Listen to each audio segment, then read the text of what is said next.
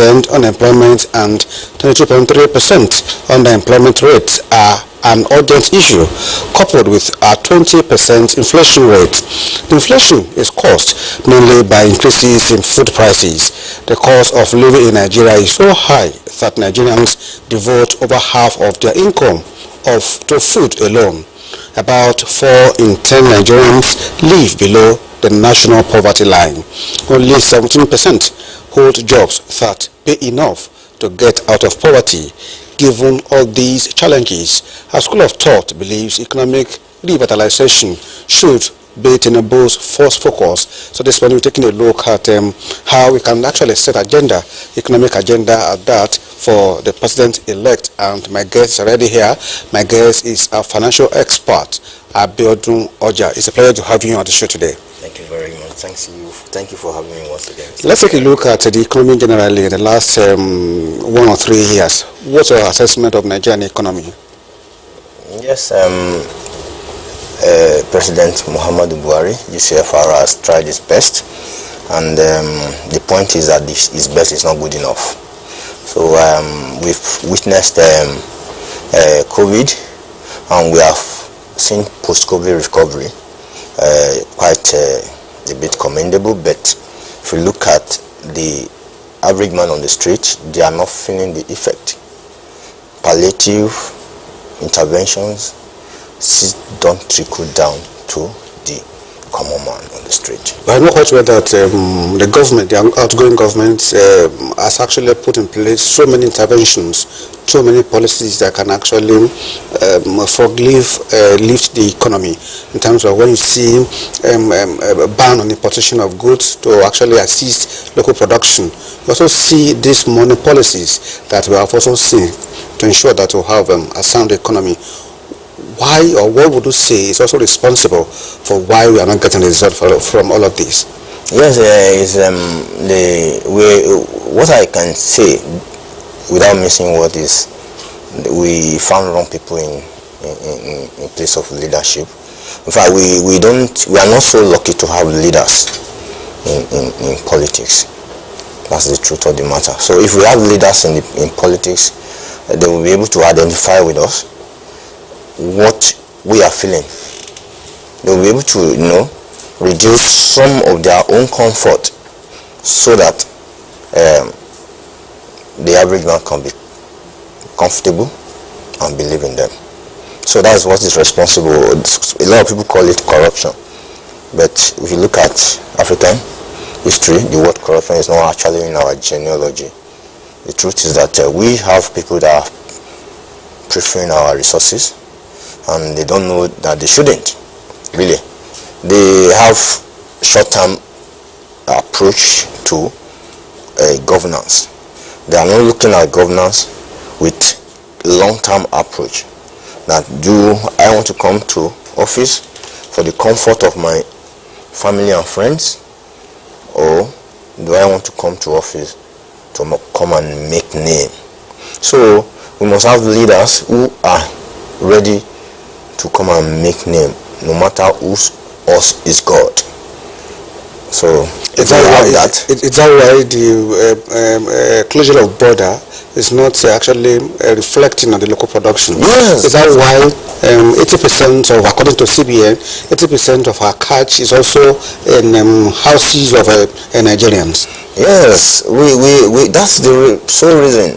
We have leaders who, so to say, maybe they are not thinking hard enough, and they allow sycophants to actually distract them, so to say.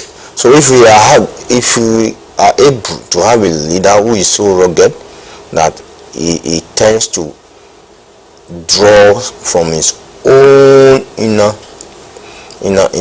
well, so to say, and is able to put people in place, say, look, no matter how, let us try and make ourselves let's reduce this comfort that we're enjoying, so that we can spread this wealth among these people we are trying to govern. Believe me, if we have leaders who are thinking along that line, we will solve this problem. So it is even, according to you, that is corruption that is not allowed. Yeah, I don't want to be using the word corruption really, but it is corruption that is really, making it difficult for us to achieve what we want to achieve. So one thing I usually see is that government will roll out policy.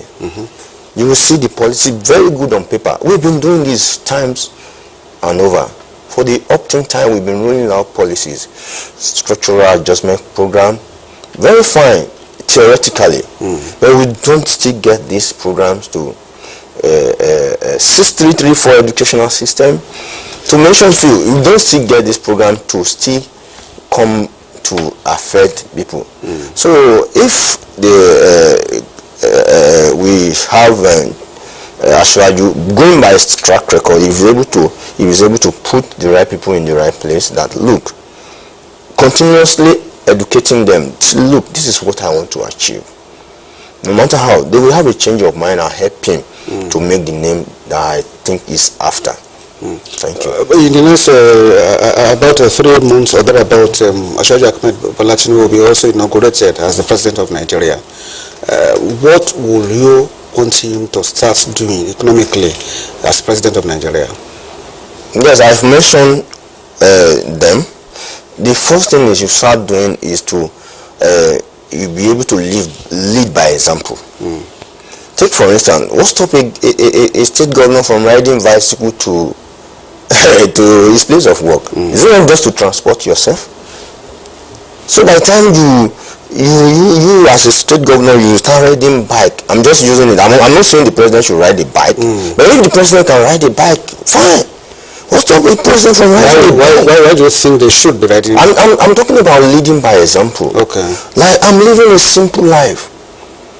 Let him see that in him. Let him lead by example. So I'm not taking from government coffers. Okay, let me cite an example. When President Muhammadu Buhari, the outgoing president, wanted to come in, we found out that he said, I'm going to sell this array of fleet, of presidential fleet. I think as of now, we still have not less than 9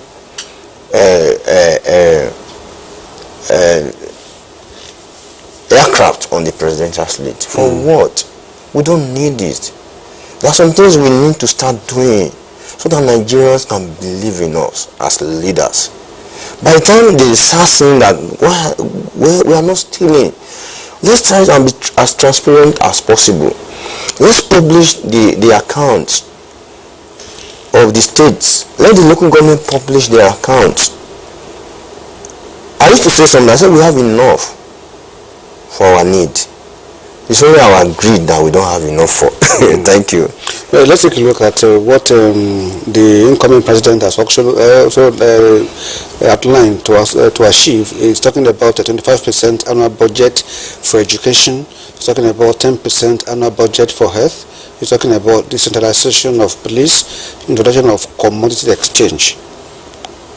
That introduction of commodity exchange is also what we're also looking at, total deregulation of the oil market and building of a national storage to sustain supply. So what will be a reaction to these two, that introduction of a commodity exchange and also total deregulation of oil market? I don't know what it means by introduction of commodity exchange, but let me come back to that. Let me address the last one you mentioned. Total deregulation of oil market, downstream sector. It is not negotiable. It's something we have to do. Look at our budget. We budget 17 trillion for this year 2023. There's evidence that we are going to spend not less than 9 trillion on what do you call it, on subsidy. But the government has said that there will be an end to subsidy in June this year. Yes, that should be.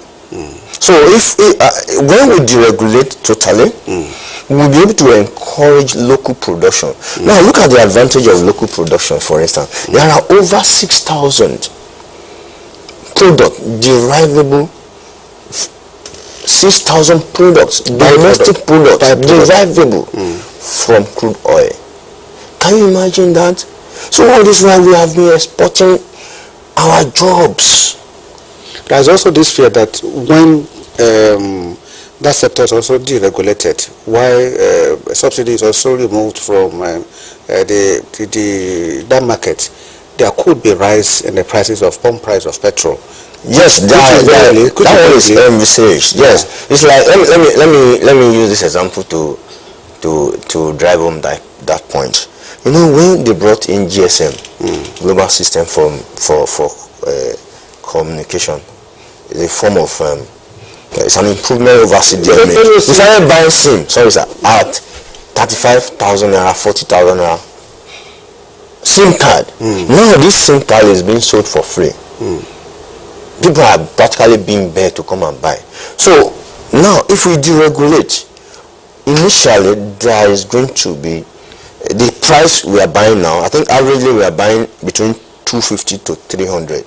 I go around filling station. It's partially deregulated, so to say, but I think if we deregulate the pump price of PMS, that's the only product we have not deregulated. We've deregulated the rest. We've deregulated kerosene and diesel. That was how you see price of diesel rising with dollar rise. If dollar crashes now, price of diesel will crash. And why? Because we are not even refining this product. So if we deregulate, we are going to have a rise in price. That is the truth. My concern is this. Over time. No, just hold on. My concern is this. If we now remove subsidy from the market in June, and that government will just be 2-3 weeks into its administration, don't you think that will also attract outcry from Nigerians? Nigerians are already used to it. In fact, at a point during the build-up to this election, Aswaju was crying. Egbe Popamo, Egbe Dollar Pamo, Egbe Naira Pamo, sorry. And when you look at it, it was like maybe some people are trying to sabotage the good work of the so-called APC government. Are you getting me now? Now, that is a school of thought. And nobody can disprove it that somebody was not trying to sabotage the effort. So when this thing was there, people were buying at 500 naira per liters. In fact, people were keen to buy 500 naira. You know, economy is a behavioral science. When people don't find something on the ground, they start looking for it as far as they need it. What do you think it is too early for him to start confronting that challenge? Nigeria are already used to buying fuel at that price. What Nigerians are asking for is the money to be able to buy it. Of course, we have friends in Germany, we have friends in US. We know the price that we know the pump price of PM, except somebody just want to be mischievous. If you Google now, you will see the pump price of PMS in the US. It's less than, it's close to 1,000. It's between 900 naira to 1,500. Because these products, they have variants. And like it used to be in those days, when we started, in the early 70s, 80s, we have variants of PMS. High-grade PMS and medium-grade PMS. Now let us go to the low-grade. So we are expecting that if we are refining locally, some costs will have been off it. Take for instance, taking crude to Malaysia to go and refine. You are doing it here. If you are doing the refining here, definitely you know that the cost of transportation, cost of labor over there will have been eliminated. So I'm expecting that once this, if we are able to regulate, which is going to be really helped by Dangote refinery coming up as at that time, we are going to have pump price hovering between 300 to 500 naira. That is my own calculation, because a lot of these what do you call it? And you think that will be acceptable by Nigerians? Yeah, it should be acceptable. It should be acceptable in the sense that the people that are going to refine this crude are going to be Nigerians. People that are going to work in the value chain of refining crude are going to be Nigerian. I see the regulation, unleashing unprecedented, what do we call it now? Prosperity on Nigerian economy. That will also affect inflation. It will cause inflation. It won't. It won't. If it's going to cause inflation, from my own prediction, Nigerians are going to have money to buy. Now, let me tell you something, sir. There are so many things we are buying locally that are internationally very cheap. The problem Nigerians are having is that they don't have money to buy these things. Take for instance, if you import a suit from Italy, liquidity in circulation, is that what you're saying? No, I'm saying that there's no liquidity. Liquidity is not going to production. We are not having industries. We are not having petrol and filling stations. These new industries around, the regulation of refining crude locally, we make some industry to naturally spring up. Take for instance, pharmaceuticals, plastic industries. In fact, if you look at virtually everything you see around here, the testing of this your iPad is made from petroleum product. Virtually everything you are wearing is made from. So if we deregulate and we start refining locally. Let's look at that sector. The sector is also the power sector. In his book, My Vision for Nigeria, they talked about a target of 15,000 megawatts. Yes, we shouldn't forget that we have actually partially deregulated the power sector. Okay. Now, it's a question of generation. Yes, if we generate and we don't sustain it, somebody will distribute it. Even if we distribute, somebody doesn't pay for it. It will still go down. I don't know whether you know what I'm saying. Now, I'm generating power at the cost of maybe $3 billion alone for the whole Nigeria. And now Nigerians are buying it, they are paying less than $1.2 billion. They can't pay for the power. If Nigerians can't pay for the power will still go back to the status quo. So what we should address first is the purchasing power of an average Nigerian. How do we address that? We have mentioned it now by ensuring that we refine crude locally. We develop our local content. We orientate Nigerians on things we want to do. Look, Nigerians, I know that this is going to cost a little, but this conference for you, please bear with us. So if you don't have money, don't be able to purchase power. The power generation is also being a major problem for especially the small-scale industries. Yes, take for instance, I worked in the bank. I worked in the bank for close to 20 years. We don't get to bank and we don't see power. Banks are not able to procure power. How do they do that? They look at our cost, this same power as essential. They don't engage in the cost of production. If you are an industry, okay, let me start another example. That's a cocoa. I'm not trying to advert for them. That's an Kampala oil refining company in Disakule. They went to Shumbo to go before power, and they do the transmission line and they drop it in the compound. So as far as people have economic power to buy, power system will continue. So we also come back to talk about this because certainly time is up. The last segments of the program I've been speaking with Mr. Abiodun from Osrc and also as a banker to kind of taking a look at setting an economic agenda for the president-elect. Thank you so much for sharing your thoughts with us on the show today. If I was going to be on the show today, today's on the floor, so I'm not going to Kunle Ariyo. Good morning. God bless you, sir.